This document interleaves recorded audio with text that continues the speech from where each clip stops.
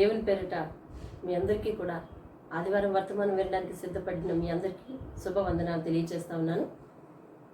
ఈ ఆదివారం వర్తమానం దేవుడు మనతో ప్రత్యేకంగా మాట్లాడలాగున ప్రార్థన చేద్దాం. మహోన్నతుడా, వాక్యం ద్వారా మమ్మల్ని బలపరచండి, స్థిరపరచండి. యేసునామంలో అడిగి వేడుకుంటా ఉన్నాను తండ్రి, ఆమేన్. ప్రపంచమంతా అల్లకొల్లోలంగా ఉంది కదా. మన చిన్నతనంలో ఎవరో ఒకరిద్దరు చనిపోయారంటేనే చాలా భయంకరమైన విషయంగా భావించేటోళ్ళం. ఇప్పుడు వేల కొలది, లక్షల్లోకి చేరిపోయింది ఆ సంఖ్య. బహు ఘోరంగా ఉంది. చనిపోయిన వారి విషయం ఆలోచిస్తే వారి శవాలను ఇంటికి బంధువులకు ఇవ్వకుండా, ఆ బంధువులను దగ్గర ఉండి అంత్యక్రియలు బంధువుల చేత చేయించుకోలేక, ఆఖరి చూపు నోచుకోలేక, బహు ఘోరమైన మరణం కదా. నిజానికి చనిపోయిన వారిలో ఎవరు కూడా వారి అంత్యదినాలు ఇలా ఉంటాయని ఆశించలేదు. వారి ఆయుష్ ఇంత తొందరగా అయిపోతుందని ఊహించలేదు. నిజమే, లక్షల కొలది జనాలు, 20 లక్షలకు పైగా, ఇంతమంది జనాలు కూడా ఏ ఒక్కరు కూడా వారి అంతం ఇలాగవుతుందని, వారి ఆయుష్ ఇంత తొందరగా అయిపోతుందని ఊహించలేదు. నిజంగా ఈ కరోనా వైరస్ సోకిన వెంటనే వారు ఆ పేషెంట్ని క్వారంటైన్లో పెట్టినప్పుడు అక్కడే బంధువులకు దూరమై సగం చచ్చిపోతున్నారు. మిగిలిన సగం ప్రాణాలు దానంతట అవే పోతున్నాయి. నువ్వు చేస్తేనే నేను తింటాను, నువ్వు వస్తేనే నేను పడుకుంటానమ్మా, నీ చేత్తో పెడితేనే నేను తింటాను, నువ్వు తినందే నేను తినను. ఇలాంటి ఆప్యాయకరమైన మాటలు, బంధాలు అన్నీ ఈ కరోనా వైరస్ మహమ్మారి వచ్చిన తర్వాత వాటన్నిటికీ అర్థాలే పోయినాయి, వినిపించటం లేదు అలాంటి వాక్కులు ఎక్కడ. ఏనాడైతే వారు హాస్పిటల్లో చేరుతున్నారో వ్యాధి సోకి, తిరిగి వారిలో చేరలేక, బహు దైనందినీయమైన పరిస్థితి కదా. నేను చనిపోయేటప్పుడు నా మీద పడి ఏడుస్తావా అనే ఒప్పందాలు, నా అంత్యక్రియలు నీ చేతుల మీద జరగాలి అనే ప్రమాణాలు, ఇవన్నీ వీగిపోయాయి. చనిపోయిన తర్వాత శవాన్ని కూడా వారి చేతికి, బంధువుల చేతికి ఇవ్వక, వైరస్ వారి బట్టల మీద 9 గంటల వరకు బ్రతికుంటుందనే సాకుతో వారికి ఆఖరి చూపు చూసుకోవటానికి కూడా యోగ్యత లేని పరిస్థితులు దాపురించే మరణం ఇంత ఘోరంగా వారి జీవితాల్లోనికి వచ్చింది అంటే నమ్మశక్యంగా లేదు. కానీ ఆ రోజుల్లో మనం చూస్తున్నాం. ఇకపోతే ఇటువంటి పరిస్థితులను చూస్తున్న మనందరికీ కూడా ఒక భయం కలుగుతుంది. మన అంతం ఎట్లా ఉంటుంది, మన చివరి దినాలు ఎలాగా కొనసాగుతాయి, ఎక్కడ జరుగుతాయి, బంధువుల మధ్యన, ఇంటిలోనా, తెలియదు. ఇటువంటి పరిస్థితులు చూడండి. ఒకసారి ఈ గ్రాఫ్ చూడండి. ప్రపంచం మొత్తం మీద మార్చి 15 నుంచి ఏప్రిల్ 15 వరకు ఉన్న ఈ గ్రాఫ్, మొట్టమొదట చైనా అగ్రస్థానంలో ఉంది. 4,000 నుంచి మృతులు అప్పుడు మార్చి 15 నాటికి. గణనీయంగా స్కోర్ చూసారా ఎట్లా పెరిగిపోతుందో. ఆ జాబితాలో లేని దేశాలు కూడా కొత్త దేశాలు వచ్చి చేరుతా ఉన్నాయి. గ్రాఫ్ని గమనించండి. మరణాల సంఖ్య విపరీతంగా పెరిగిపోతుంది. అవి కేవల మనుషులు. ఎంతమందికి వ్యాధి సోకిన వారి యొక్క సంఖ్య ఎలా పెరిగిపోతుంది. ఏమిటి మహమ్మారి ఇంత ప్రాణాంతకమై ఇంతమంది ప్రాణాలను బలి తీసుకుంటుంది. బహు ఘోరంగా ఉంది కదా. అన్ని దేశాలు, ప్రపంచ దేశాల్లో అగ్రగామి అయిన అమెరికా, USA అగ్రస్థానంలో నిలిచింది మరణాల విషయంలో, వ్యాధి సోకిన వారి విషయం. చూడండి, ఏప్రిల్ 15 నాటికి ఎంత ఘోరంగా, గణనీయంగా ఆ యొక్క సంఖ్యలు పెరిగిపోతా ఉన్నాయి. ఇలాంటి విపత్తును మనం ఎన్నడూ చూడలేదు కదా. ఎంత ఘోరమైన స్థితి ఇది.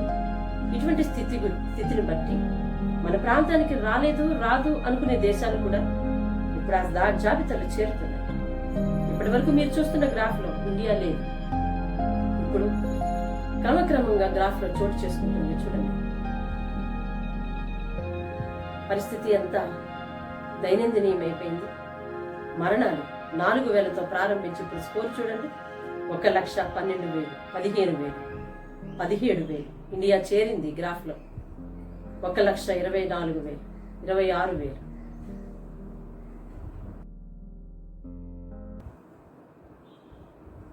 పరిస్థితి అంతా దైనందినీయమైపోయింది. మరణాలు 4,000తో ప్రారంభించి ఇప్పుడు స్కోర్ చూడండి, 1,12,000, 15,000, 17,000. ఇండియా చేరింది గ్రాఫ్లో 1,24,000, 26,000. ఎంత దుఃఖకరమైన విషయం. ఇటువంటి స్థితిలో మనం ఏం చేయాలి? దేవుని పట్ల ఎట్లాగ జీవించాలి? 2వ దినవృత్తాంతాల గ్రంథము 7వ అధ్యాయము 14వ వచనం ఈ రీతిగా సెలవిస్తుంది. ఈ స్థలమందు చేయబడు ప్రార్థన మీద 7వ అధ్యాయం 14వ వచనం నేను చదువుతున్నాను.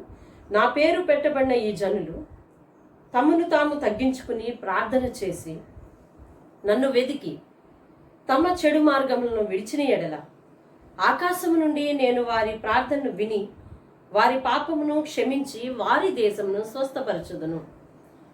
ఇప్పుడు ఈ దేశాలన్నీ స్వస్థపరచబడాలి, బాగు చేయబడాలి. స్వస్థత ఇచ్చేది దేవుడు. మనుషుల చేతిలోనే స్వస్థత ఉండి ఉంటే ఈ పాటికి ఇంతమందిని కోల్పోయేటోళ్ళం కాదు, ఇంతమందికి సోకకుండా జాగ్రత్తలు తీసుకునేటోళ్ళం. ఎన్ని జాగ్రత్తలు తీసుకుంటున్నా పరిస్థితి విషమిస్తుంది అంటే దీనికి సంబంధించిన స్వస్థత మనుషుల చేతిలో లేదు. జాగ్రత్త పడుతున్నాం అంతే, కొంచెం కొంచెంగా మన జ్ఞానంతో. కానీ దేవుడు చెప్తున్నాడు ఒక సొల్యూషన్. ఏమిటది? నా పేరు పెట్టబడిన ఈ జనులు నా బిడ్డలు అనిపించుకున్నారు. మానవ మాతృలందరూ కూడా దేవుని చేతితో రూపుదిద్దబడ్డ బిడ్డలే. సృష్టికర్తను తెలుసుకోలేక జీవించటం అది నా తప్పు. కానీ నేను దేవుని చేతితో చేయబడిన ఒక స్వరూపాన్ని. నేను కాలక్రమంగా ఎదిగి నా సృష్టికర్తను మరిచిపోయి నా మార్గానికి నా ఇష్టానికి నేను తొలగిపోయి అతనికి దూరంగా అయిపోయాను. ఇది నా స్వయంకృత అపరాధం. ఇప్పుడు దేవుడు నాకు ఒక సొల్యూషన్ చెప్తున్నాడు. ఏంటది? వారి చెడు మార్గములను విడిచిపెట్టి మొదటిగా తమను తాము తగ్గించుకొని ప్రార్థన చేసి నన్ను వెతికి. ఇప్పటి వరకు తగ్గించుకునే జీవితం లేదు. తగ్గింపు ఒక క్రైస్తత్వంలోనే నీకు కనపడుతుంది. దేవుడు తనను తాను తగ్గించుకొని మాదిరిగా చూపించాడు. తనను తాను తగ్గించుకుని ప్రార్థన చేసి దేవుడు అయిన సృష్టికర్తను వెతికి చెడు మార్గాలను విడిచిపెట్టేస్తే నేను వారి దేశాన్ని వారి స్థలాన్ని స్వస్థపరుస్తాను అంటున్నాడు. ఇప్పుడు వ్యాధి సోకిన అనేక మంది కంటే నువ్వు నేను గొప్పవాళ్ళమేం కాదు. ఈరోజు వాళ్ళు అయ్యారు, రేపు మన ప్రాంతం అవ్వచ్చు, మనమే అవ్వచ్చు. దీనికి నివారణ ఏమిటి? మార్గంగా దేవుడు చెప్తా ఉన్నాడు. ఇప్పటికైనా మీ వాక్కు విన్న మీరెవరైనా ఆత్మీయులైతే మీ ప్రార్థన జీవితాన్ని బహు బలంగా చేసుకోవాలి. మన చెడు మార్గములను విడిచిపెట్టాలి. దేవునికి అయిష్టమైన సంగతులను వదులుకోవాలి. ఇలా ఒక రాజు చేయడం ద్వారా వారి దేశంలో వారున్న స్థలంలో తన జీవితంలో ఆ యొక్క విపత్తును చూడకుండా దేవుని దగ్గర నుంచి ఒక చక్కని వరాన్ని పొందాడు. అతడెవరో కాదు, దావీదు మహారాజు యొక్క 16వ తరపు వాడైన యెషయా ఆయన పేరు. ఇతడు మనకు 2వ దినవృత్తాంతాల గ్రంథం 34వ అధ్యాయంలో కనిపిస్తాడు. 2వ దినవృత్తాంతాల 34వ అధ్యాయం మొట్టమొదటి వచనం ఇట్లా రాసి ఉంటుంది. యెషయా ఏలనారంభించినప్పుడు 8 ఏండ్ల వాడై అతి చిన్న వయసులో రాజయ్యాడు. అతి చిన్న వయసులో రాజైతేనే వివేకం కలిగి అతను చేసిన పని ఏమిటో తెలుసా? 3వ వచనము అదే పేజీలో లాస్ట్లో ఉంటుంది. ఇతడు యెహోవా అయిన తన పితరుల దేవుడైన యెహోవా యొద్ద విచారణ చేయుటకు పూనుకొని యెహోవా యొద్ద విచారణ చేయటం నేర్చుకున్నాడు. దేవుని దగ్గర కూర్చోవటం నేర్చుకున్నాడు. దేవుని దగ్గర ఆలోచన చేయటం నేర్చుకున్నాడు. ఎప్పుడైతే ఇలా ఆలోచన చేయటం నేర్చుకున్నాడో యెషయా జీవితంలో ఉండకూడని సంగతులేమిటో, చెడు మార్గంలేమిటో, దేవునికి నచ్చని హేయ క్రియలేమిటో అతనికి తెలిసిన వెంటనే మీరు అదే అధ్యాయంలో అదే 3వ వచనం నుంచి 6వ వచనం వరకు చదవండి. దేశం మొత్తంలో విగ్రహాలు ఎక్కడెక్కడైతే ఉన్నాయో అన్నిటినీ పడగొట్టి అన్నిటినీ ధ్వంసం తీసేశాడు. వాటి బలిపీఠాలను తీసేశాడు, శుద్ధి చేశాడు. విగ్రహాలు లేకుండా దేశాన్ని అంతటినీ స్వస్థపరిచాడు. ఇప్పుడు ఏం చేస్తున్నాడంటే తర్వాత 8వ వచనం నుంచి మనం చదివితే ఉంటుంది. ఆయన యెరూషలేము మందిరాన్ని బాగు చేయాలని వెళ్ళాడు. అలా బాగు చేయాలని వెళ్ళినప్పుడు పాషాను అనే ఒక శాస్త్రి గారికి ఈ యొక్క పని అప్పగిస్తాడు. యెరూషలేము మందిరాన్ని బాగు చేయండి, దాన్ని బాగు చేసి అందులో మనము ప్రార్థన ప్రారంభించాలి అని చెప్పి, ఆ దేవుని మందిరం ఇది, యెహోవా యొక్క మందిరం ఇది బాగు చేసి బాగుండాలి, దులపండి, శుభ్రం చేయండి, పడిపోయినవన్నీ తిరిగి కట్టండి అని అన్నిటి మీద విచారణకర్తలను ఏర్పాటు చేసి పనివారిని ఏర్పాటు చేస్తాడు. ఆ పాషాను అనే అతడు హిల్కియా అనే ఒక ప్రధాన యాజకుని దగ్గరకు వెళ్ళి ఆలయంలో ప్రవేశించి ఆలయాన్ని బాగు చేయడానికి వెళ్తారు. అలా వెళ్ళినప్పుడు ఆ ఆలయంలో వారికి కొంచెం ధనం దొరుకుతుంది. ఆ ధనాన్ని వారు నమ్మకంగా ఎక్కడెక్కడైతే పాడైపోయిందో ఆ పాడైన వస్తువులు కొనటానికిను బాగు చేయటానికి ఉపయోగిస్తారు పనివారు నమ్మకంగా. తర్వాత ఏం జరిగింది?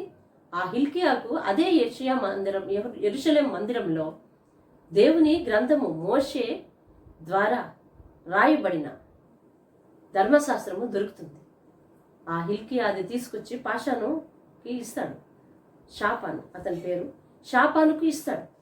ఈ షాపాను తిరిగి తీసుకువెళ్ళి యెషయాకు ఇచ్చి, ఇది యెరూషలేము మందిరంలో దొరికింది, దీనిని మనం చదవాలి అని చెప్తే ఆ షాపాను యెషయా సముఖంలో ఆ దైవ గ్రంథాన్ని చదివి వినిపిస్తాడు.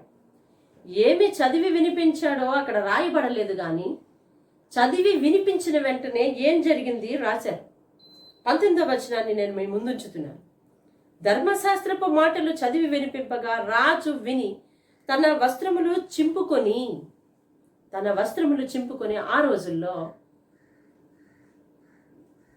పశ్చాత్తాపడాలి. చేయకూడని పని చేశానే, అయ్యో ఇంతకాలము అనే పశ్చాత్తాపం ఎవరిలో అన్న కలిగితే, అయ్యో నా చేతులారా చేయకూడని పని చేశానే అనే పశ్చాత్తాపం ఎవరిలోనన్నా వచ్చినట్లయితే వారు దానికి సూచనగా వారి యొక్క వస్త్రములు చింపుకొని ఎదుటి వారికి తెలియచేస్తూ ఉండేవారు, దేవునికి తెలియచేస్తూ ఉండేవారు, తగ్గించుకునేవారు.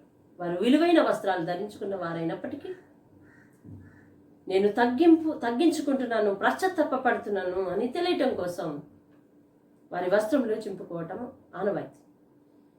ఏం చదివాడో షాపాను తెలియదు కానీ, యెషయా ఏం విన్నాడో తెలియదు కానీ, విన్న వెంటనే అతని వస్త్రములు చింపుకొని వెంటనే 21వ వచనంలో ఇలాగంటున్నాడు, మీరు వెళ్ళి దొరికిన ఈ గ్రంథంలోని మాటల విషయమై నా కొరకు, ఇశ్రాయేలు యూదా వారిలో శేషించిన వారి కొరకు యెహోవా యొద్ద విచారించుడి.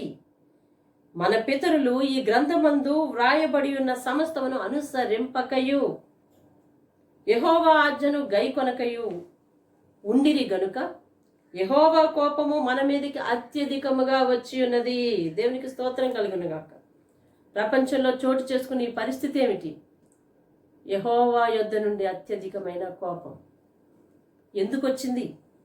ధర్మశాస్త్ర గ్రంథమందు రాయబడిన సంగతుల ప్రకారము మన పితరులు, మన పైవారు, మన యాజకులు, మన ప్రధానులు, మన పెద్దవారు, మనం ఎవ్వరూ అనుసరించలేదు కాబట్టి, మానవాళి తన ఇష్టానుసారంగా నడుస్తుంది కాబట్టి, ఎవరికి ఇష్టమైన మార్గమున వారు తొలగిపోయి ఉన్నారు కాబట్టి, బొత్తిగా చెడిపోయి నైతిక విలువల్ని కోల్పోయారు కాబట్టి, దేవునికి ఆయాసకరమైన సంగతులను ప్రేమిస్తున్నారు కాబట్టి, దేవునికి విరుద్ధమైన సంగతులను పూజిస్తున్నారు కాబట్టి, దేవుడు లేకున్నా పర్వాలేదు నరకానికి నేను పాత్రురాలు అయినా పర్వాలేదు, పాత్రుడినైనా పర్వాలేదు, బ్రతికున్న నాళ్ళు ఏదైతే అనుభవిస్తామో అదే మనకు చెందిందని బలి తెగించి తిరుగుతున్నారు కాబట్టి, దేవుణ్ణి వద్దనుకుంటున్నారు కాబట్టి, లోకాన్ని ప్రేమిస్తున్నారు కాబట్టి దేవుడు భూమి మీదకు తన కోపమును దింపాడు.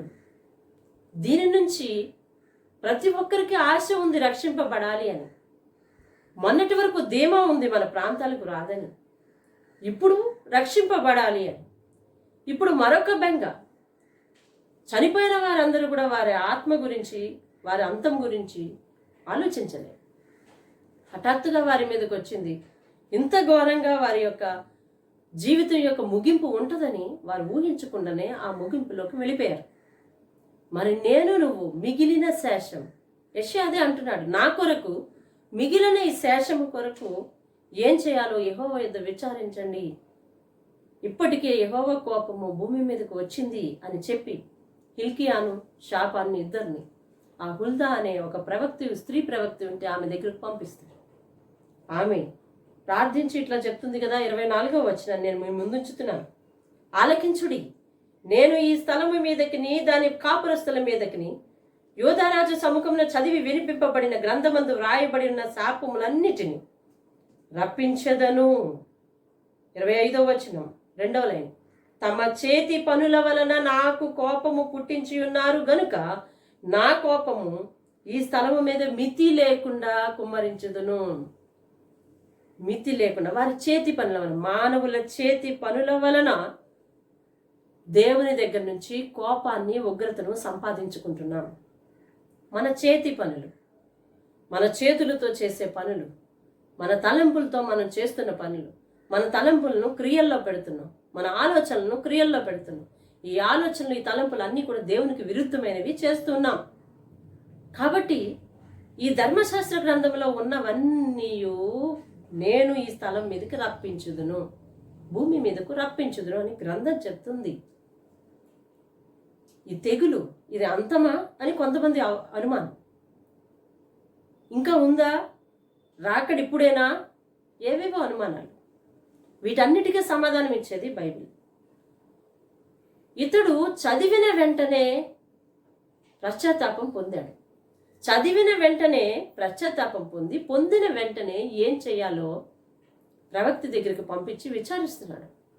చదివే అలవాటు చేసుకోవాలి అని చెప్పి మన కాపర్లు ఎంతగానో మనకు బోధిస్తుంటారు కదా. చదివే అలవాటు ఎప్పటికైనా నీకుంటే ఏం చేయాలో, ఎలా భక్తి చేయాలో, మన అంత్య దినముల కొరకు, ముగింపు దినముల కొరకు మనం ఎలాగూ ప్రార్థించాలో మనకు తెలుస్తుంది. తెలివైన రాజు దావీదు, అయ్యా నా ఆయుష్ ఎంతైనది, నా దినముల పరిమాణం ఎంతైనది నాకు తెలియచేయు అని తెలివి కలిగిన ప్రార్థన చేసిన భక్తుడు. తాను చేశాడు, ప్రభువా నా దినముల పరిమాణం ఎంతైంది నాకు తెలుపు, నేను ఎంతకాలం జీవిస్తాను నాకు తెలియచేయు అని. నువ్వెప్పుడైనా నీకు దేవుడు కలగజేసిన ఆశీర్వాదాన్ని బట్టి, సౌకర్యాలను బట్టి, నా ముగింపు అనే విషయాన్ని ఒకటి ఉంది, ముగింపు అనేది నాకు ఒకటి ఉంది, అది ఎలాగుంటుందని ఎప్పుడైనా ఆలోచించావా? మనకు ముగింపు ఉంది, అది బాగుండాలి, సరైన రీతిలో మనం సమాధి చేయబడాలి. ఇప్పుడున్న శవాలు ఏ రీతిగా సమాధి చేయబడుతున్నాయో మీరు టీవీల్లో చూస్తున్నారు. వాటి యొక్క సమాచారం అంతా నెట్లలో కొట్టి వింటున్నారు. సరైన రీతిలో సమాధి చేయబడాలి. తెలుసా, వారి బంధువులు హాస్పిటల్ దగ్గర పడిగాపులు కాసి తనకిష్టమైన వస్త్రాలు ఇవి, ఆమెకిష్టమైన వస్త్రాలు ఇవి, అతడికిష్టమైన వస్త్రాలు ఇవి, ఇవి వెయ్యండి అని చెప్పినా కూడా వాటిని ఆచరణలో పెట్టడానికి వీలు లేని పరిస్థితి అక్కడ. ఎంత ఘోరమైన స్థితి. చివరి చూపు కూడా నోచుకోకుండా వారి ఆ ప్రాంతాలు, వారి మరణాలు ఎట్లా అయిపోయినాయి. ఇక మీదటైనా మిగిలిన శేషం కొరకు ఏం చేయాలి అని యెషయా విచారణ చేస్తా ఉన్నాడు. ఆ స్త్రీ ప్రవక్త చెప్తుంది, ఈ గ్రంథమందు రాయబడి ఉన్న ప్రతి శాపమును యెహోవా భూమి మీదకు రప్పిస్తాడు.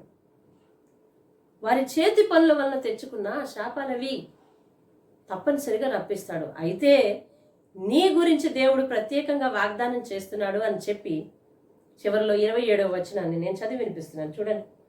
నీ మనస్సు మెత్తనిదై ఈ స్థలము మీదను దాని కాపురస్తుల మీదను దేవుడు పలికిన మాటలను నీవు వినినప్పుడు నీ సన్నిధిని నీవు తగ్గించుకొని నీ వస్త్రములు చింపుకొని నా సన్నిధిని కన్నీరు విడిచితివి గనుక. దేవునికి స్తోత్రం కలుగును గాక. అయితే నీ విషయంలో నేను అట్లా చేయను. ఈ గ్రంథమందు రాయబడి ఉన్న ప్రతి శాపము భూమి మీదకి వస్తుంది. వారి చేతి పనుల వల్ల తెచ్చుకున్నారు, దాన్ని నేను తప్పించలేను. అయితే నీ విషయంలో నేను ఒక వాగ్దానం చేస్తున్నాను. ఎందుకని? దేవుడు అక్కడ స్పష్టంగా చెప్తున్నాడు చూడండి. నీ మనస్సు మెత్తనిదై ఈ స్థలము మీదను దాని కాపురస్తుల మీదను దేవుడు పలికిన మాటలు ఎప్పుడైతే విన్నావో, వినిన వెంటనే నిన్ను నువ్వు తగ్గించుకొని నీ వస్త్రములు చింపుకొని నా సన్నిధిలో కన్నీరు విడిచితివి గనుక. ఇన్ని చేశాడట యెషయా. మనలో దేవుని వాక్కు వినిన వెంటనే రావాల్సింది తగ్గింపు, వాక్యానికి లోబడే తత్వం. ఇప్పుడు చెప్పు, ఎన్నిసార్లు దేవుని వాక్యాన్ని వర్తమానాన్ని విని ఉంటావు కదా నువ్వు. అలా వినిన ప్రతిసారి ఏదో ఒక వర్తమానంలో ఆ వర్తమానం యొక్క సారాంశం నీ హృదయాన్ని గుచ్చింది, ప్రశ్నించింది, నీ ప్రవర్తనను వేలెత్తి చూపింది. అలా చూపుతున్న ప్రతిసారి దానికి లోబడాలని నువ్వు అనుకోలేదు, దాన్ని పక్కన పెట్టాలని అనుకున్నావు. ఇప్పుడు మన చేతులతో చేసుకున్న పనికి మనము వారసులం కాక ఏమవుతుంది? దేవుని వాక్యం అది చెప్తుంది. అయితే యెషయా వార్త విన్నాడట, వాక్కును విన్నాడట. గ్రంథం దొరికిన వెంటనే చదివించుకున్నాడు, చదివిన వెంటనే లోబడ్డాడు. లోబడి తదుపరి ఏం చేస్తున్నాడు చూడండి. తన్ను తాను తగ్గించుకున్నాడు, తన వస్త్రములు చింపుకున్నాడు. వస్త్రములు చింపుకున్నాడు దేనికి గుర్తు? పశ్చాత్తాపపడడానికి గుర్తు. అయ్యో, ఇంతకాలం నా పితరులు నాకు తెలియచేయలేదు, వారి ముందు తరం వారు, వారి తండ్రులు తెలియచేయలేదు, చదవలేదు, వినిపించలేదు, ప్రార్థించలేదు. తండ్రిగా నువ్వు ప్రార్థించేవాడివి కాకపోతే నీ పిల్లలు ఎట్లా ప్రార్థిస్తారు? తండ్రిగా నీకు బైబిల్ చదవటం అలవాటు లేకపోతే నీ పిల్లలు ఎలా వాక్యాన్ని ప్రేమిస్తారు? తండ్రిగా నువ్వు వాక్యాన్ని విన్నప్పుడు, నీ ప్రవర్తన వేలెత్తి చూపించినప్పుడు నీ పిల్లలకు తెలుసు మా ఇంటి ప్రవర్తనను వాక్యం వేలెత్తి చూపిస్తుంది అని. అయినా నువ్వు సరిదిద్దుకున్నప్పుడు వారెలా దేవుని వాక్యానికి లోబడతారు? యెషయా గురించి ప్రత్యేకంగా యెహోవా చెప్తున్నాడు. ఈ స్థలం గురించి, ఈ శ్రమ గురించి, ఈ శాపం గురించి నువ్వు విన్నప్పుడు నిన్ను నీవు తగ్గించుకున్నావు, నీ మనసు మెత్తదిగా చేసుకున్నావు. వాక్యం వినిన వెంటనే వాక్యానికి మన మనసు మెత్తదిగా చేసుకోవాలి. కఠిన హృదయాన్ని మనం ఉంచుకోకూడదు. కఠిన హృదయం మన జీవితంలో కఠినమైన శ్రమలను తీసుకొస్తుందే తప్ప మేలును, ఆశీర్వాదాన్ని తీసుకురాదు. నిన్ను నువ్వు తగ్గించుకొని వస్త్రములు చింపుకొని నా సన్నిధిని కన్నీరు విడిచితివి గనుక నీ మనవిని నేను ఆలకిస్తున్నాను. నీ పితరుల యొద్దకు నేను నిన్ను చేరుస్తాను. నెమ్మది గలవాడవై నీవు సమాధిలో చేర్చబడదువు. ఈ స్థలము మీదకి, దాని కాపురస్తుల మీదకి నేను రప్పించు అపాయం నువ్వు చూడవు. నువ్వు కన్నులారా చూడవు అంటే ఈ శ్రమ వచ్చేటప్పటికి నువ్వు ఉండవు. నువ్వు నెమ్మది కలిగి అంటే ఏ విధమైన వ్యాధి బాధలు లేకుండా సహజ మరణాన్ని పొందుతావు అని అర్థం. ప్రశాంతత కలవాడవై జీవితాన్ని సంతృప్తితో ముగిస్తున్నాను అని చెప్పి అర్థవంతంగా ముగిస్తావు అని దేవుడు వాగ్దానం చేశాడు. ఎంతకాలం బ్రతుకుతున్నాం, ప్రాణానికి ఆయాసం లేకుండా ఎన్నో సౌకర్యాలను పొందుకుంటున్నాం. ఏ బాధ లేకుండా ప్రతి పనిని సులువుగా చేయటానికి అనేక పరికరాలను సృష్టించుకున్నాం. సృష్టించిన ప్రతి పరికరాన్ని ఇంట్లో తీసుకొచ్చి పెట్టుకున్నాం. ప్రతి విషయంలోనూ, ప్రతి పనిలోనూ సుఖమే. అయితే ఈ జీవితానికి ముగింపు అనేది సుఖంగా లేకపోతే, చక్కగా లేకపోతే, దుర్బలంగా ఉండినట్లయితే ఏం లాభం?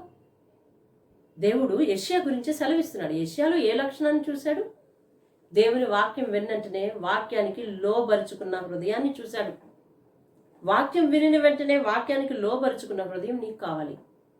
ఏ వాక్యం నిన్ను ప్రశ్నిస్తుందో ఆ వాక్యానికి లోబరుచుకోవాలి, తగ్గించుకోవాలి. దేవుని సన్నిధిలో నీకున్న స్థాయిలను బట్టి నువ్వు ఏదైతే ప్రామాణికంగా తీసుకుంటున్నావో, సమాజంలో ఏ స్థాయిని చూసుకుని మురిసిపోతున్నావో. కొంతమంది క్రైస్తవులు అయినప్పటికీ కూడా కులాన్ని చూసి మురిసిపోయే తత్వం ఎప్పటికీ ఉంటుంది. ధనాన్ని చూసి మురిసిపోయే తత్వం ఎప్పటికీ ఉంటుంది. బైబిల్ ఏ విషయాలను చూసి అతిశయించద్దని చెప్తుందో ఆ విషయాలను చూసి అతిశయించే లక్షణం ఎప్పటికీ ఉంది. తగ్గించుకోవాలి. నేను తగ్గించుకొని ప్రభు పాదాల దగ్గర కిందనే కూర్చొని సాష్టాంగ నమస్కారం చేసి సేవ చేస్తున్నాను నువ్వు అనుకోవచ్చు. కానీ దేవుడు వద్దన్న స్థాయిని నువ్వు మెన్షన్ చేస్తున్నావు అనుకో. దేవుని వాక్యానికి విరుద్ధమైన పరపతిని, స్థాయిని చూసి నువ్వు మురిసిపోతున్నావు అనుకో, నువ్వు హెచ్చించుకుంటున్నావు అనుకో, ఆ స్థాయిని నువ్వు లెక్కిస్తున్నావు అనుకో, దేవునికి అది విరుద్ధమైంది. నువ్వు తగ్గించుకున్నట్టు అవనే అవదు. ధనాన్ని చూసి అతిశయించొద్దు, విద్యను చూసి అతిశయించొద్దు, అందాన్ని చూసి అతిశయించొద్దు. ఇకపోతే మనం ప్రత్యేకంగా తెచ్చి పెట్టుకున్న జాడ్యం కులాన్ని చూసి అతిశయించొద్దు. యేసు ఇచ్చే రక్షణను చూసి కూడా అతిశయించదు. అది కూడా దేవుడు ఉచితంగా ఇచ్చిందని చెప్తున్నాడు. ఎవరైనా అతిశయించాలి అనుకుంటే క్రీస్తు యందు అతిశయించాలి తప్ప నీకు నువ్వుగా దేవుని చేత నేను ఎంపిక కాపాడ్డానంటే పరిశుద్ధుడిని అని అతిశయించడానికి ఏమాత్రం వీల్లేదు. దావీదు అంటున్నాడు, కొందరు గుర్రములను బట్టి రథములను బట్టి అతిశయించుదురు కానీ ప్రభువా నేనైతే నిన్ను కలిగి ఉన్నందుకు అతిశయిస్తున్నానని కీర్తన గ్రంథం 21 అధ్యాయంలో చెప్తున్నాడు కదా. ఎవరిని చూసి అతిశయించాలి? తగ్గించుకోవాలి. ఏ విషయంలో అతిశయించాలి, ఏ విషయంలో తగ్గించుకోవాలి బైబిల్ చెప్తుంది. దేవుని వాక్యం వినినప్పుడు లోబడే తత్వం నీకు ఉండాలి. తగ్గించుకోవాలి, పశ్చాత్తాపపడాలి, కన్నీరు విడిచి ప్రార్థించాలి. ఇటువంటి లక్షణాలు నీకుంటే నీవున్న స్థలం మీదకి ఆ శాపం రాకుండా, ఒకవేళ వచ్చినా ఆ శాపాన్ని నువ్వు చూడకుండా, నీ ముగింపు ఏదైతే ఉందో, నీ మరణం ఏదైతే ఉందో, ఆ మరణము నెమ్మది కలిగి ప్రశాంతంగా జరుగుతుందని దేవుడు వాగ్దానం చేస్తున్నాడు. 1వ రాజుల గ్రంథంలో అహాబ్ అనే రాజు ఉన్నాడు. అహాబు భార్య యెజబెలు బహు విగ్రహారాధికుల, ఎంతో విగ్రహారాధన వైపు అతను నడిపించినప్పటికీ, అతని మీదకు దేవుని శాపము, యెహోవా శాపం వచ్చినప్పటికీ అతడు పశ్చాత్తాపపడ్డాడు. 1వ రాజుల గ్రంథము 21వ అధ్యాయం 27వ వచనం. అహాబు ఆ మాటలు విని, ఎప్పుడైతే యెహోవా శాపము అహాబు మీదకి వచ్చిందో, అహాబు ఆ మాటలు విని ఏం చేశాడట? తన వస్త్రములను చింపుకొని గోనెపట్ట కట్టుకొని ఉపవాసం ఉండి, గోనెపట్ట మీద పరుండి వ్యాకుల పడుచుండగా వస్త్రములను చింపుకున్నాడు, పశ్చాత్తాపడ్డాడు. రాజవస్త్రములు తీసివేసి గోనెపట్ట కట్టుకున్నాడు, తగ్గించుకున్నాడు. వ్యాకుల పడుతున్నాడు, చింతిస్తున్నాడు. చేసిన తప్పులకు ఇప్పుడు పశ్చాత్తాపడుతున్నాడు. తాను అనుకున్న స్థాయిలో దేవునికి నచ్చలేదని చెప్పి ఇప్పుడు తగ్గించుకున్నాడు. తగ్గించుకునే తత్వం, పశ్చాత్తాపడే తత్వాన్ని ఎప్పుడైతే అహాబులో యెహోవా చూశాడో, వెంటనే 29వ వచనం, అహాబు ఏలియాతో దేవుడు మరలా మాట్లాడి, వెళ్ళి చెప్పు అహాబుకి అని ఏలియాను పంపించాడు.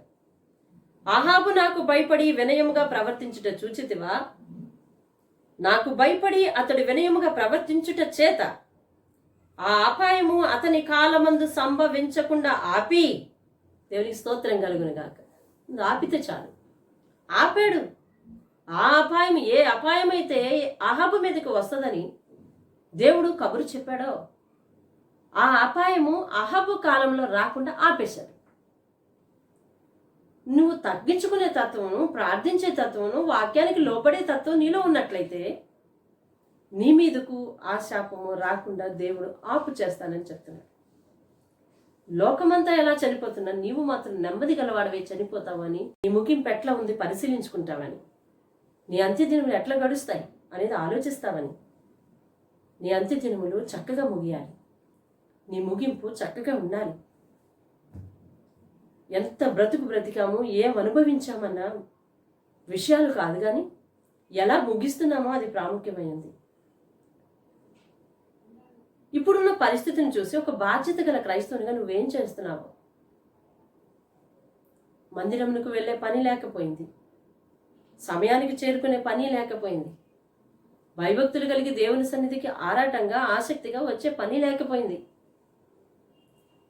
జీవనోపాధికి పని చేసుకోవటానికి అది లేకపోయింది. అన్నీ లాక్ అయిపోయినాయి. నీవు క్వారంటైన్లో ఉన్నావు, గృహ నిర్బంధంలో ఉన్నావు. ఇప్పుడు ఉండి నీకు దొరికిన ఈ సమయాన్ని ఏం చేస్తున్నావు? ఇది పశ్చాత్తాపపడుటకు మంచి తరుణం అని చెప్పి మేము ఒక వీడియో రిలీజ్ చేసాం. ఈ క్లిష్ట పరిస్థితుల్లో ఒక క్రైస్తవుని ప్రత్యేకమైన బాధ్యత ఏమిటి అని ఒక వీడియోని రిలీజ్ చేసాం. ఈ వాక్యాన్ని వింటున్నప్పుడు మన యొక్క ఆత్మీయ స్థితిని పెంపొందించుకోవలే తప్ప తగ్గించుకోకూడదు. వాక్యాన్ని విన్నప్పుడు విని లోబడే తత్వం నీలోనూ నాలోనూ రావాలి. అన్ని రోజులు నువ్వు ఎలా మారావు? ఆత్మీయతలో స్థిరపడ్డావా? బలపడ్డావా? అలా బలపడలేకపోయినట్లయితే నువ్వు నేను ఇప్పుడు ఆలోచించవలసిన ఒక విషయం ఒకటి ఉంది. ఎలా ఉంటుంది నీ లైఫ్ ఫినిషింగ్? ఎలా ఉంటుంది ముగింపు? ఇప్పటి వరకు 20 లక్షలకు పైగా మరణాలు చోటు చేసుకున్నాయి ప్రపంచవ్యాప్తంగా. ఇవన్నీ వారందరూ ఇలా ఉంటుంది ముగింపు అని ఆలోచించలేదు. ఇంత త్వరగా ఆయుష్ ముగుస్తుంది అని ఆలోచించలేదు. కానీ వారు ఊహించని పరిణామాలు వారి జీవితంలోకి వచ్చాయి. ఇవన్నీ కళ్ళకు కట్టినట్టు చూస్తున్నావు, చెవులకు కట్టినట్టు వింటున్నావు. మరి ఆలోచించవలసింది ఒకటి ఉంది కదా. ఇప్పుడు నేను, నువ్వు అందరం కూడా మన ముగింపు ఎట్లా ఉంది? మన అంత్య దినాలు ఎట్లా ఉన్నాయి? అందుకే యోవేలు గ్రంథంలో ఒక మాట రాసి ఉంది. యోవేలు గ్రంథం 2వ అధ్యాయం 12వ వచనాన్ని నేను చదువుతున్నాను. యోవేలు గ్రంథము 2వ అధ్యాయము 12వ వచనం. ఇప్పుడైనను మీరు ఉపవాసం ఉండి కన్నీరు విడిచుచు దుఃఖించుచు మనఃపూర్వకంగా తిరిగి నా యుద్ధకు రండి. దేవుని దగ్గరికి తిరగాలి. దేవుని దగ్గరికి రమ్మంటున్నాడు. ఎక్కడికి రమ్మంటున్నాడు? దేవుని వైపు తిరగమంటున్నాడు. ఎలా తిరగమంటున్నాడు? మన మనస్సులు తిప్పుకోవాలి దేవుని వైపు సంపూర్తిగా, హృదయపూర్వకంగా, మనఃపూర్వకంగా ఆయన తట్టు తిరగాలి. ఆయన ఆజ్ఞల తట్టు తిరగాలి. ఆయన ఏం చెప్తున్నాడో పరిశీలించాలి. ఏం వద్దంటున్నాడో వినాలి. ఏం కావాలంటున్నాడో, ఎలాంటి జీవితాన్ని ఆశిస్తున్నాడో వాటిని వినాలి. విని ఆ వాక్కు ప్రకారం నువ్వు చేయాలి. దేవునికి సెలవిచ్చిన మాట వింటున్నావా? ఇప్పుడైనాను మీరు ఉపవాసం ఉండి, ఈ కరోనా సమయంలో ఏదైనా ఉపవాస దినాన్ని ఏర్పాటు చేసుకుని ప్రార్థించావా? ఒకవేళ లేకున్నట్లయితే దేశం అందరి కొరకు ప్రార్థించకపోయినా నీ ఇంటి కొరకు ప్రార్థించు. యెషయా తన కోసము నా కొరకును మిగిలిన ఈ శేషం కొరకు ప్రార్థించమని చెప్తా ఉన్నాడు.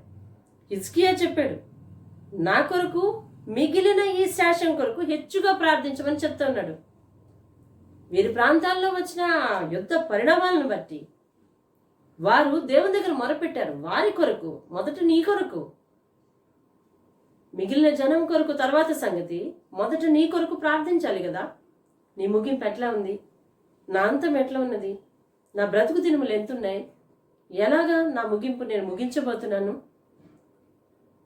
నా చుట్టూ అందరూ ఉండబోతున్నారా?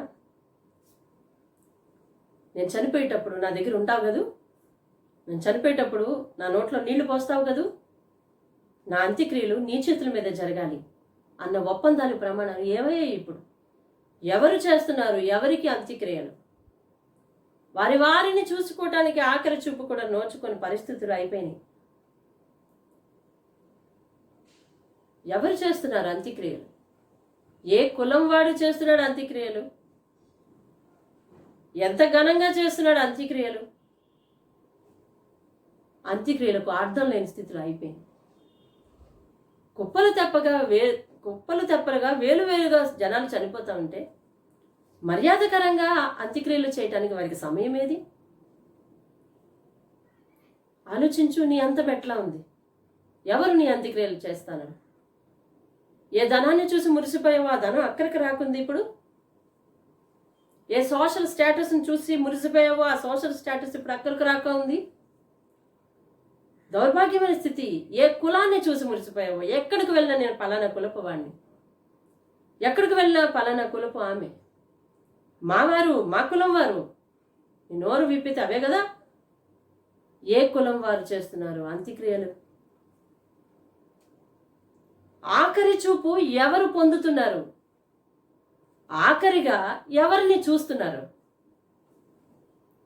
రుణాల బంధం ఏమైపోయింది? తెగిపోతుంది. ఎప్పుడో తెగిపోతుంది. ఇంటి నుంచి అతడు వెళ్ళాడు అంటే తెగిపోతుంది. బహు ప్రమాదకరమైన పరిస్థితి కదా. ఇలాంటి పరిస్థితుల్లో నువ్వు నేను చేయాల్సింది ఏంటి? నా ముగింపు ఎట్లా ఉంది? నీ ముగింపు ఎట్లా ఉంది? మన ముగింపు కొరకు, అయ్యా నా ఆయుష్ ఎంత ఉందో, నేను ఎంతకాలం బ్రతుకుతాను, ఏ విధంగా చనిపోతాను, ఎలా చనిపోతాను, నా చుట్టూ నా అనువారు ఉంటారో లేదో, ప్రభా, ఈ పరిస్థితిని ఒకసారి నేను జ్ఞాపకం చేసుకుంటున్నాను ప్రభా అని దేవుని సన్నిధిలో నీవు తగ్గించుకొని అటువంటి స్థితి నీ జీవితంలో దాపురించుకుని ఉండాలి అంటే నువ్వేం చేయాలో ఇప్పుడైనాను యోవేలు స్పష్టంగా చెప్తా ఉన్నాడు. యోవేలు గ్రంథంలో 2వ అధ్యాయము 12వ వచనం, ఎప్పుడైనాను మీరు ఉపవాసం ఉండి కన్నీరు విడిచుచు దుఃఖించుచు మనఃపూర్వకంగా తిరిగి యెహోవా యొద్దకు రండి. వస్తే ఏం జరుగుతుందో 13వ వచనం చూడండి. మీ దేవుడైన యెహోవా కరుణావాత్సల్యములు గలవాడును, శాంతమూర్తియు, అత్యంత కృపయు గలవాడునయుండి తాను చేయనుద్దేశించుచున్న కీడును చేయక పశ్చాత్తాపపడును గనుక ఇప్పుడు చింపుకోవలసింది మీ వస్త్రములు కాదు, హృదయాలను చింపుకొని కన్నీరు విడుస్తూ ప్రార్థన చేయండి. దేవుని లక్షణాలు అవండి. ఆయన కరుణా వాత్సల్యాలు కలిగిన దేవుడు. పశ్చాత్తాప పడలేదు ఎవరో, వారి జీవితంలో కనికరము లేదు. పశ్చాత్తాప పడాలి. ఎందుకంటే దేవుని గ్రంథం నీ చేతికి ఇవ్వబడింది, దేవుని వాక్యం నీకు వినిపిస్తూ ఉంది. ఆ వాక్యాన్ని విని పెడచెవిని పెట్టిన పరిస్థితి మానవాళి మీద ఉంది. మానవాళి చేస్తుంది ఆ పని. దేవుని మాటలను పెడచెవిని పెడుతుంది. దేవుడు అనే భయం లేకుండా, పాప భీతి లేకుండా, నైతిక విలువలు లేకుండా బహు దిగజారిన సంస్కృతి వైపు వెళ్ళిపోతుంది. ఇటువంటి స్థితిలో దేవుడు చూసి ఇక క్రీస్తు చేసిన త్యాగం కనికరాన్ని, కృపను దించింది భూమి మీదకు. కానీ ఆ కనికరాన్ని, ఆ కృపను కూడా అర్థం చేసుకోలేని తరం మొదలయ్యాక కూడా కృపను విస్తరింప చేస్తూ పోయింది. ఇక మిగిలినది రాకడకు ముంగుర్తుగా ఇటువంటి రోగములు, వ్యాధులు, కరువులు, అయినా అంతము అప్పుడే రాదు అని దేవుని వాక్కు సెలవిచ్చింది.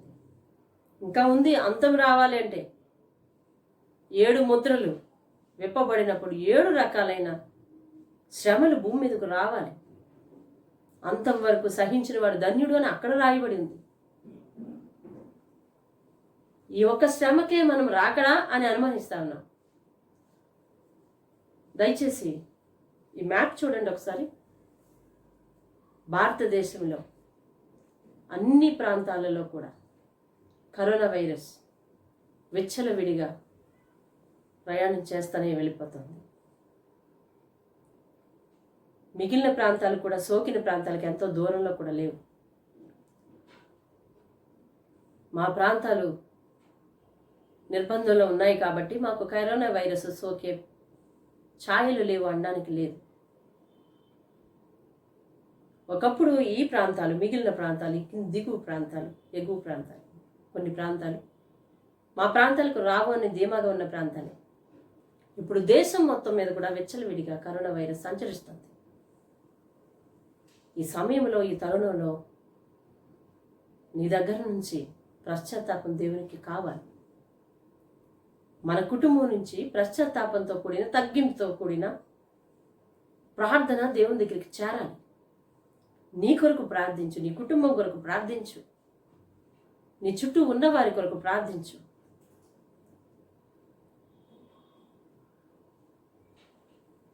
వైద్యుల కొరకు ప్రార్థించు, పోలీసు వ్యవస్థ కొరకు ప్రార్థించు, నిరంతరం శ్రమిస్తున్న శ్రామికుల కొరకు ప్రార్థించు, పారిశుద్ధ్య కార్మికుల కొరకు ప్రార్థించు.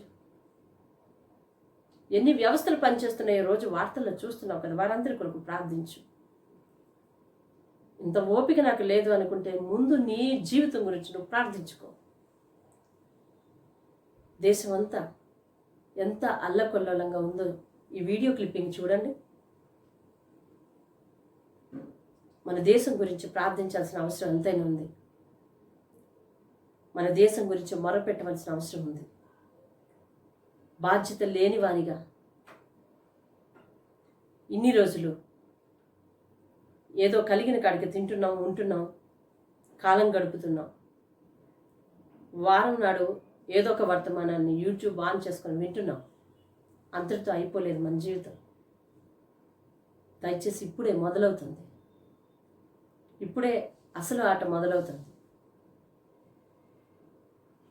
సోకని ప్రాంతాలన్నీ కూడా కరోనా వైరస్కు గురి అవుతున్నాయి. దయచేసి ప్రార్థనా శక్తిని పెంచుకోండి.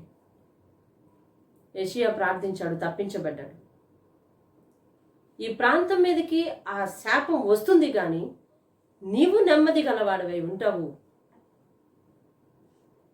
ఆ ప్రాంతం మీదకి, ఆ స్థలం మీదకి ఆ శాపం వస్తుంది కానీ నీవు చూడవు, కన్నులారా చూడవు. ఎంత గొప్ప వరం అండి.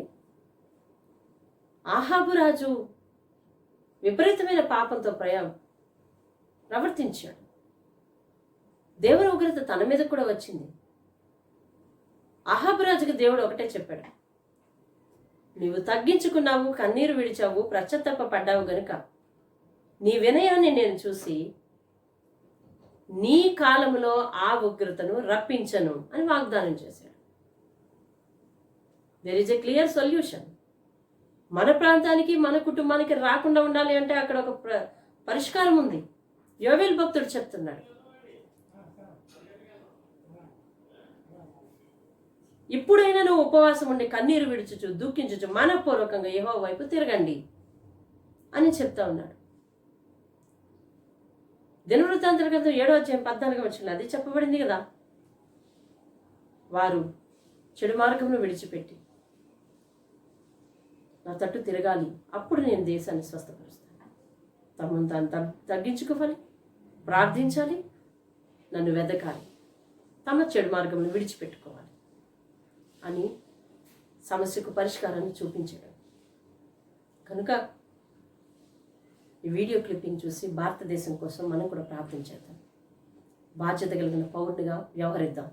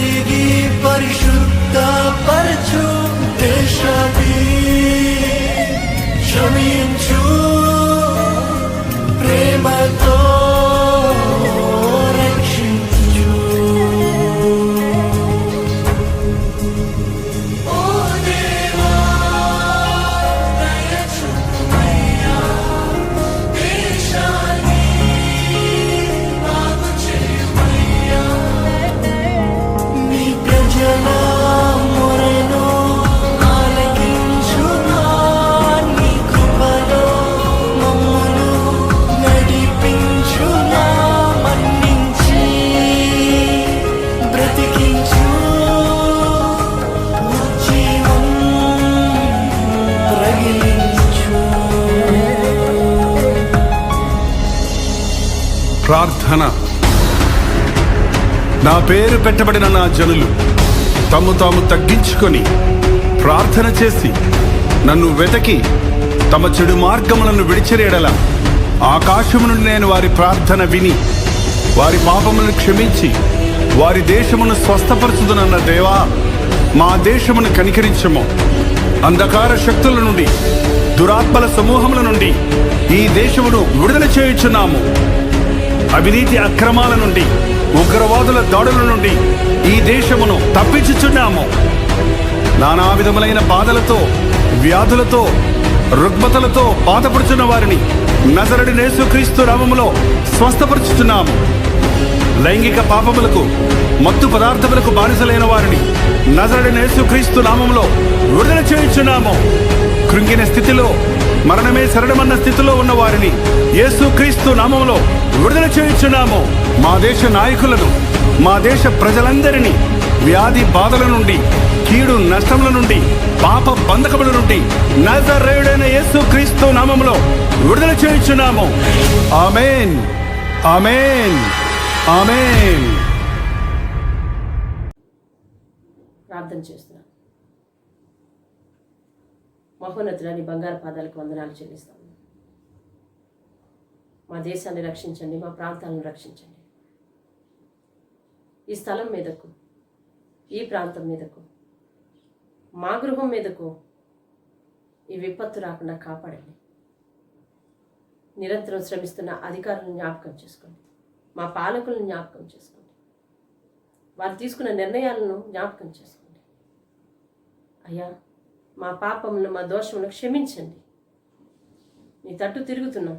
దయచేసి ఈ విపత్తును మా జీవితంలో మేము కన్నులారా చూడకుండా మమ్మల్ని తప్పించండి. మా ముగింపు ఎట్లా ఉందో మాకు తెలియదు నాయన. మా అంత్య దినములు ఎలాగో ఉంటాయో మాకు తెలియదు నాయన. మేము కన్ను మూసేటప్పుడు మా చుట్టూ ఎవరుంటారో తెలియదు నాయన. ఎవరు నన్ను మోస్తారో, ఎవరు అంత్యక్రియలు చేస్తారో తెలియని పరిస్థితిలోనికి వచ్చాం ప్రభు. దయచేసి మా జీవితాలకు నెమ్మదినిమ్మని ప్రార్థిస్తున్నాను. మా విశ్వాసుల జీవితాలకు, నిన్ను నమ్మిన వారి జీవితాలకు, పశ్చాత్తాపడి నీ తట్టు తిరిగిన వారి జీవితాలకు నెమ్మదిని ప్రసాదించమని, వారి ముగింపు నెమ్మదిగా ఉండేటట్లు సహాయం చేయమని, దీవించమని, ఆశీర్వదించమని యేసు నామములో అడిగి వేడుకుంటా ఉన్నాం పరమ తండ్రి. ఆమేన్, ఆమేన్, ఆమేన్.